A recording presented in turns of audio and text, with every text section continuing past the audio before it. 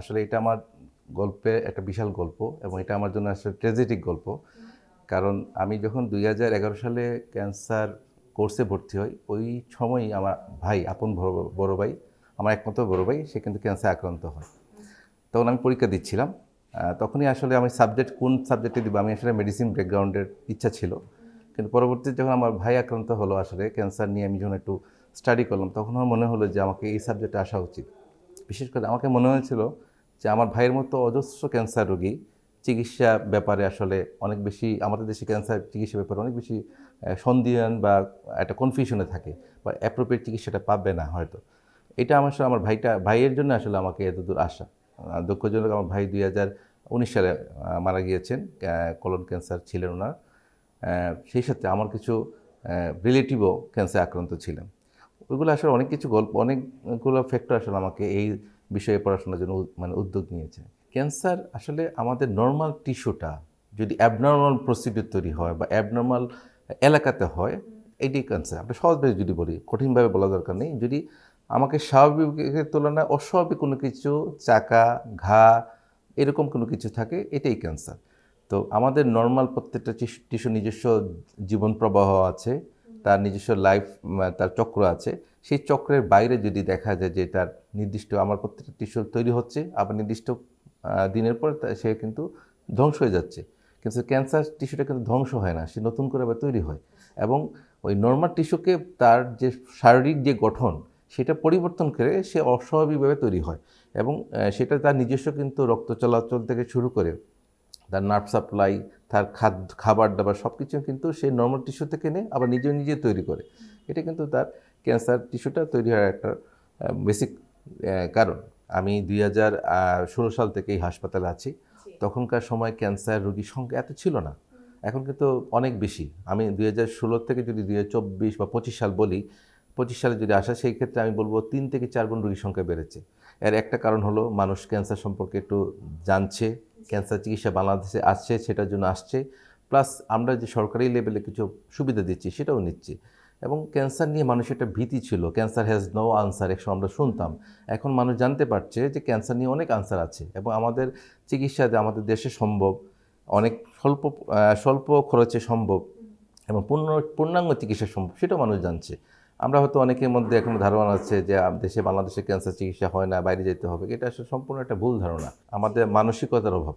প্রথমে আমরা মনে করি ক্যান্সার একটা অনেক বড় রোগ, এই ক্যান্সারের মৃত্যু অবধারিত, এই চিকিৎসা বাংলাদেশে সম্ভব না। আমরা নিজেদের দেশকে তুচ্ছ তাচ্ছিল্য করি। এটা হলো আমাদের মেইন সমস্যা। না, আমাদের চিকিৎসা ব্যবস্থায় ঘাটতি নেই, কিছু লজিস্টিক সমস্যা আছে, এটা সব দেশেই আছে।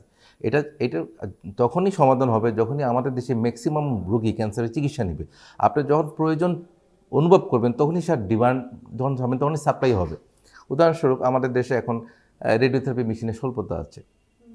আমার যদি রেডিওথেরাপির রোগী বেশি আসে, তখনই কিন্তু তার সাপ্লাই বাড়বে। আমার এখানে কিমোথেরাপি, ইমিউনোথেরাপি, টার্গেটেড থেরাপি আমাদের দেশে অ্যাভেলেবেল আছে। কিন্তু আমার কতগুলো লোক ক্যান্সারে আক্রান্ত হয়েছে, সেটা যদি আমার কাছে না আসে, তাহলে তো আমি বুঝতে পারবো না। তাহলে আমার ওই প্রোডাকশন ওই পরিমাণে যেতে হবে, আমার বেড সংখ্যা এই পরিমাণ যেতে হবে, আমার ট্রিটমেন্ট ফ্যাসিলিটি এই পরিমাণ বাড়াতে হবে। আমি আমার পক্ষ থেকে যদি বলি, সেটা বললো আমাদের কমিউনিকেশন গ্যাপ। ডক্টরস পেশেন্ট একটা কমিউনিকেশন, এটা আমাদের মেডিকেল সায়েন্সের একটা ব্যাপার। কিছু আমরা কমিউনিকেশন গ্যাপ। ২ নম্বর, আমরা হয়তো যথেষ্ট রুগীকে বোঝাতে পারি না, অথবা রুগীর সাথে কথোপকথনে যে এক্সচেঞ্জটা হয়, সেটা হয়তো আমাদের ভালোভাবে হয় না। একটা বড় সমস্যা হলো আমাদের কাউন্সেলিং। আমরা কিন্তু প্রত্যেকটা ফিজিশিয়ান রোগীকে কাউন্সেলিংয়ের জন্য যে যতটুকু সময় দেওয়া দরকার, সেটা পারি না। সেটা শুধু ডাক্তারের ক্ষেত্রে সমস্যা না, সমস্যা আসলে উভয় পক্ষ। যেমন আমি একটা উদাহরণ দিই, আমাদের দেশে রেফারেল সিস্টেম নাই। এখন একটা রোগী ঠান্ডা কাশি জ্বরের জন্য একজন বাংলাদেশে অনেক সর্বোচ্চ পর্যায়ে একজন প্রফেসরকে দেখাবে। ঠান্ডা কাশির জন্য প্রফেসর দেখানোর দরকার নেই, আমাদের জেনারেল ফিজিশিয়ান আছে, এমবিবিএস ডক্টর আছে, তাকে দেখাবে। এর কারণ হলো আমাদের রেফারেল সিস্টেম নেই। একজন বড় প্রফেসর বা প্রফেসর অফ মেডিসিন অথবা প্রফেসর অফ সার্জারি রুগী দেখবে রেফারেল রুগী, যার রুগীগুলো সে অন্য জায়গায় ট্রিটমেন্ট নিতে পারেন নাই, বা অথবা ডিসিশন নিতে পারবে না, সে রেফারেলের মাধ্যমে সে প্রফেসর লেভেলে যাবে। আমি হুট করে তো একজন ঠান্ডার রুগী, একটা ফুড়ার রুগী সে প্রফেসর লেভেলে দেখার প্রয়োজন নেই। যার ফলে এই প্রফেসর কিন্তু তার রুগী হয়তো তার 10টা বা 15টা রুগী দেখা উচিত ছিল, তাকে 100টা রুগী দেখতে হচ্ছে। এর মধ্যে কিছু তো উপর লেভেলে কিছু সুপারিশ থাকে, ফোন থাকে, এগুলো তো আছেই। তো এগুলো আসলে আমি আগে বললাম আমাদের মানসিকতার একটা ব্যাপার-স্যাপার আছে। আমরা সচেতন না। ক্যান্সার রোগের ইনিশিয়াল এবিসি আমরা বেশিরভাগ মানুষ জানি না। এখন ইন্টারনেটের যুগ, একটা ক্লিক করলে আপনি কিন্তু অনেক কিছু জানতে পারবেন। কিন্তু আমরা সেটা নিয়ে খুব আগ্রহী না, যতক্ষণ পর্যন্ত আমার নিজের অথবা আমার আত্মীয়র কারো ক্যান্সার আক্রান্ত না হয়েছে। ক্যান্সার কিন্তু বেশিরভাগ একেবারে ৬০ থেকে ৭০% ক্যান্সার কিন্তু নিরাময়যোগ্য যদি ইনিশিয়ালি ধরা পড়ে। কিন্তু আমাদের দেশে ম্যাক্সিমাম রোগীগুলো আসে একেবারে লাস্ট স্টেজে, অ্যাডভান্স স্টেজে, স্টেজ 3 অথবা 4। ওই সময়টা কিন্তু ক্যান্সার নিরাময়যোগ্য না। তখন আমরা প্যালিয়েটিভ সেটিংয়ে আমরা চিকিৎসা করি, রোগীকে কষ্ট কমানোর চেষ্টা করি, কিন্তু নিরাময়যোগ্য না। কিন্তু বেশিরভাগ ক্যান্সার যদি ইনিশিয়ালি ধরা পড়ে তাইলে কিন্তু ক্যান্সার নিরাময়যোগ্য। আবার আমি একটু শেষ করি, আবার যে কিছু রোগী আছে, কিছু ডিজিজের স্ক্রিনিং করলেই কিন্তু ম্যাক্সিমাম রোগী ভালো থাকে।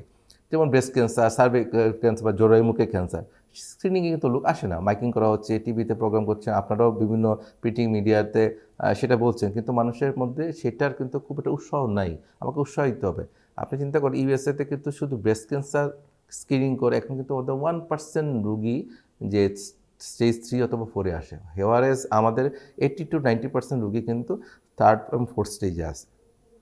তো এটা আমাদের জন্য আসলে বিশাল একটা কষ্টদায়ক। আমাদের যে এটা প্রথম নিরাময়যোগ্য ক্যান্সার সম্পর্কে জানতে হবে, ক্যান্সারের লক্ষণ সম্পর্কে জানতে হবে, কমন কিছু জিনিস ক্যান্সার সম্বন্ধে আমরা যদি একটু আইডিয়া নিতে পারি। যেমন একটা ক্যান্সারের একটা কমন ফিচার হলো আমরা বলি 3A, অ্যানোরেক্সিয়া মানে ক্ষুধামন্দা, অ্যাস্থেনিয়া মানে খুবই দুর্বলতা, এবং তার ওজন কমে যাওয়া। বংশগতভাবে কিছু রোগ আছে ক্যান্সার রোগে, বংশগত হতে পারে, যেমন ব্রেস্ট ক্যান্সার, কোলন ক্যান্সার বংশগতভাবে 1st ডিগ্রি রিলেটিভ যদি হয় সেক্ষেত্রে তার ক্যান্সারের ঝুঁকিটা বেশি থাকে, এবং 2nd ডিগ্রি হলে সেটা ঝুঁকি থাকে কিন্তু কমে যায়। সেটাও আবার স্ক্রিনিং প্রসিডিউর আছে, কিছু প্যাথোলজিক্যালি রিপোর্ট আছে, ওনাকে নিজস্ব স্ক্রিনিং পদ্ধতি। যেমন আমি শুধু ব্রেস্ট ক্যান্সার যদি বলি, কারো যদি মা, খালা, ফুফু, নানি, দাদি ব্রেস্ট ক্যান্সার থাকে, তার একটা ব্রেস্ট ক্যান্সার হওয়ার সম্ভাবনা থাকে।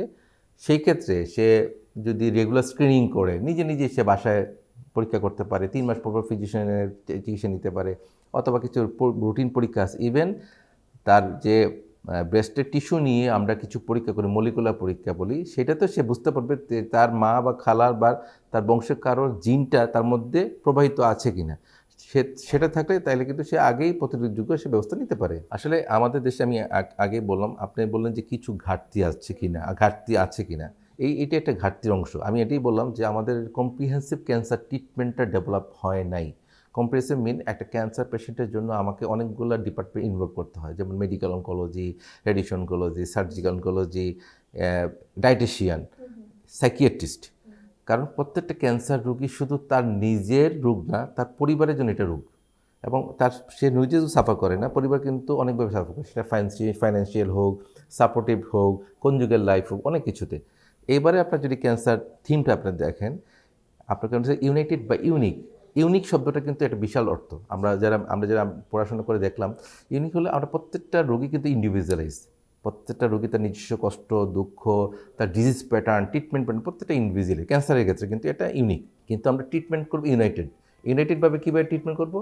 আমরা এই সব রোগীকে সমন্বিতভাবে পারিবারিক, সামাজিক এবং সর্বোপরি রাষ্ট্রীয়ভাবে যদি সমন্বয় করতে পারি, তাইলে কিন্তু আমরা ইউনাইটেডলি এই প্রত্যেকটা ইন্ডিভিজুয়াল পেশেন্টকে ট্রিটমেন্ট করতে পারি।